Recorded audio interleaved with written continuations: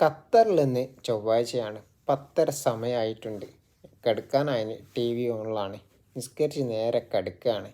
നാളത്തെ കാര്യം ആലോചിച്ചിട്ട് തന്നെ ബേജാറാണ്. നാളെ ഡ്യൂട്ടിക്ക് പോകേണ്ടതെന്ന് ആലോചിച്ചിട്ട് നേരെ തിരിഞ്ഞും മറിഞ്ഞും കിടന്ന് എ സിൻ്റെ ടെമ്പറേച്ചർ 24 തന്നെ നോക്കി. അടുത്ത പരിപാടി അലാറം വെക്കുക 6:35. എണീച്ചാൽ ഭാഗ്യം. കണ്ണ് പൂട്ടി എണീക്കുമ്പോഴേക്കും പകലായി. കുടുങ്ങിയല്ലോ. നാളെ ഇനിയിപ്പോൾ ഡ്യൂട്ടിക്ക് പോകണമല്ലോ. പുറത്തോട്ടൊന്നിറങ്ങി വെളിച്ചൊന്നും കാണാമല്ലോ വിചാരിച്ച് നേരെ നീ പുറത്തിറങ്ങാമല്ലോ. നല്ല കാറ്റുണ്ട്. ചെരുപ്പിടുക, പുറത്തിറങ്ങി നോക്കുക.